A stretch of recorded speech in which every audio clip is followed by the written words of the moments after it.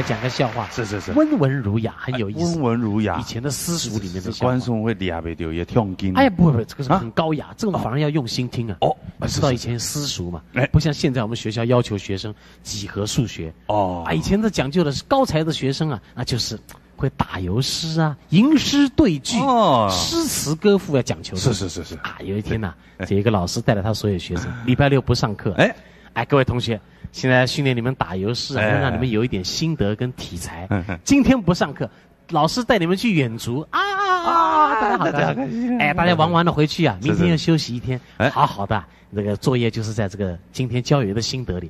礼拜一老师要收你们的卷，看你们把这个郊游的心得要写成打油诗啊。各位玩的不要忘了啊，这个重要的任务啊，跟这次远足的意义啊。啊，走，老师，哎，写个心得报告的。同学里面总有一两个特别调皮的。对。走了街上啊，哎，路边两只狗啊，正在拉扯粘在一起。哦，一个在上面，一个在下面，两个背道而驰，已经过了那个阶段，就是已经交配粘在一起了。但是动物没有关系。结果这个学生就上前，这个谁不晓得？可是同学就捣蛋。爸，老师，这两只小狗在干什么？同学一直笑。老师一看，平常最调皮这学生问这个问题，我就不回答他。这个叫做喜相逢。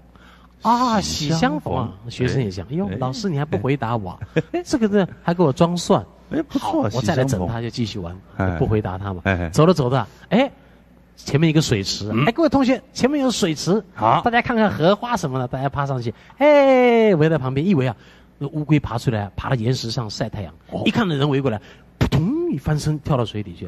老师，这是什么东西？哈哈哈！同学也在笑，又是那个捣蛋的学生，又是捣蛋学生。哎呀，老师就是不说乌龟，这叫滚地龙。老师为什么叫滚地龙呢？怎么改名呢？它不是，它这一翻啊，一滚啊，就掉到水底去，叫滚地龙。还有什么问题吗？啊，没问题的。他想，老师又不回答他。走过一个人家，哎呀。正好在办丧事，哎呀，有很多人在念经，在念。老师这在干什么？他们那么伤心啊？这叫叮当会啊，叮叮当当在敲。他不回答他，走了。又看到有一家正在那天有回路之灾，救火啦！他叫着火了。你那是救火车的事情，那时候哪有？那个时候没有。哎，大家提着水桶，快呀，救火了！泼水啊！老师这在干什么？这叫满堂红。你看看烧得红彤彤的。是。啊，这回去以后临再见，老师就讲，各位同学不要只顾玩呐。礼拜一要交卷打油诗啊，今天郊游的心得要写在里面。好了，再见，老师再见，大家都回去。到了星期一了，老师上课，各位打油诗都做好了吧？做好了。